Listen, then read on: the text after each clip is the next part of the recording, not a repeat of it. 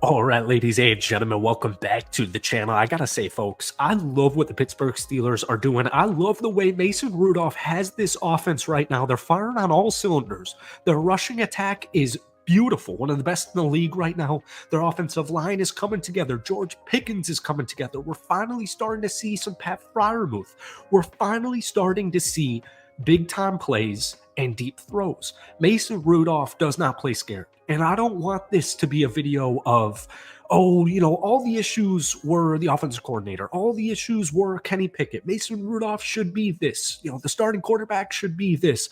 I don't really care because tomorrow the Pittsburgh Steelers will be taking on the Lamar Jackson-less Baltimore Ravens. And I will just say this, I do think if they win, they do need a little bit of help. I think if you win and you go 10-7, I do think they will make the playoffs. We'll talk about that a little bit later on.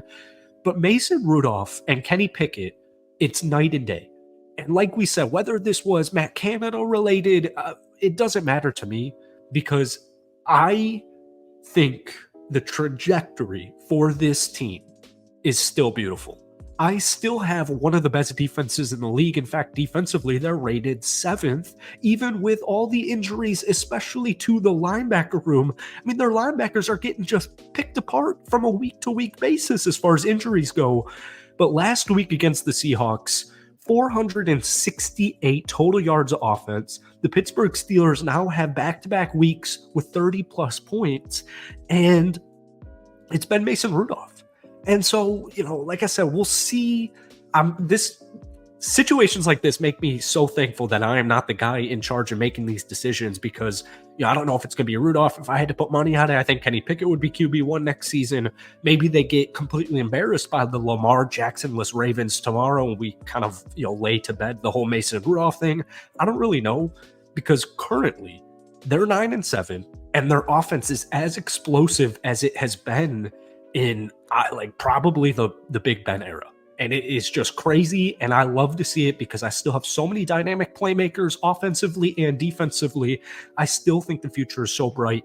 And the current point, they're 9-7, man. They're 9-7. So before we get any further into today's video, if you guys enjoy it, be sure to hit that like button, hit that sub button for daily football content. Steelers fans, I post at least one Steelers video every single week. So if we could try and get this video to 250 likes, that would mean the absolute world to me. One big thing I've noticed, outside of the deep ball and just, I wouldn't even say offensive, it's a versatile offense, but it's not overly creative since Mason Rudolph has came in. It's just everybody's kind of complimenting each other right now. The offensive line to the QB, the offensive line to the running back room, the wide receivers, everybody is just kind of playing energetically complimentary football right now. And even though it's nothing all that crazy, it's not like it's all that complex, they're just doing a lot of the simple stuff right.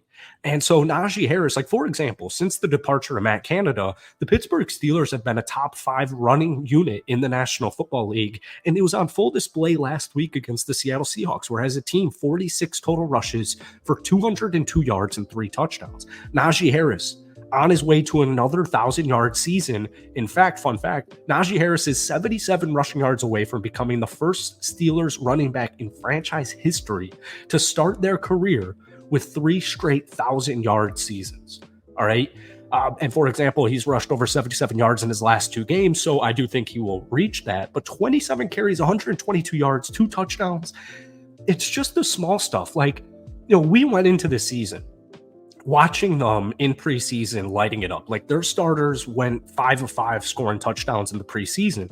And we're seeing guys like Najee Harris and Jaylen Warren do their thing. And so I'm thinking to myself, the Pittsburgh Steelers running back room might be the best in the National Football League. Until Matt Canada's departure, that was certainly not the case. In fact, right now they're 12th in the league, which is a huge improvement from the first half of the season. But we kind of had these conversations where it's it made us think with Matt Canada and Kenny Pickett at the helm where it's is Najee Harris washed? Is he dealing with an undisclosed injury? What is really going on here? And he's really stepped up along with Jaylen Warren, who had 13 carries for 75 yards and a touchdown. Jaylen Warren's averaging over 5 yards per carry on the season. He's got 751 rushing yards, 5.4 yards per carry. And now, in the second half of the year, the Pittsburgh Steelers running back room genuinely looks like a top running back room in the league. And this is like, it just has, I'm sure Steelers fans saying, because it has myself saying, like, finally, finally, man, you have so much playmaking. You have so many guys who can do a bunch of talented things offensively. So what is going on here? Because even though the Pittsburgh Steelers with Kenny were getting wins, we hadn't seen a 400-yard game since 2020. And so it's like, what is really going on here? So I don't want this to be a Kenny Pickett, because I feel for my man. He got injured, and he's not going to be the starter for the last game of the season when he's healthy. Like, I feel for him. But at this current juncture, Mason Rudolph's the dude. 18 of 24, 274 yards.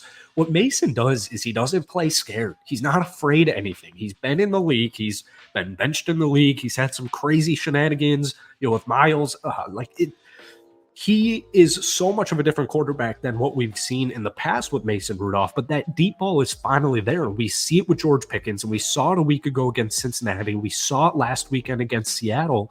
7 catches, 131 yards. Deontay Johnson, 4 catches, 76 yards.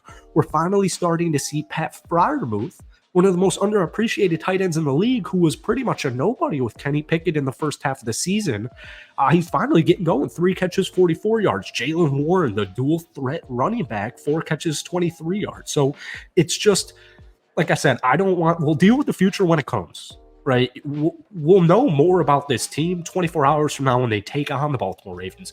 We'll know a lot more about this team if they end up making the playoffs and how that first game goes.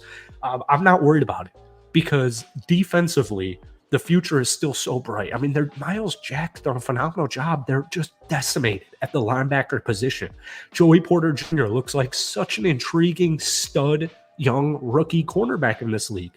Nick Herbig with the forced strip sack fumble this past weekend against Seattle. TJ Watt, like, the list goes on and on and on with all the talent they have defensively, that if they can just figure out this quarterback position for next season, I've seen some like Justin Fields. I think it was more of a joke, Joe Flacco, Russell Wilson. I don't think any of those 3 QBs would be the starter for the Steelers next week. Like I said, I think it would be Kenny Pickett, all things considered. But this is just a new explosive Steelers offense.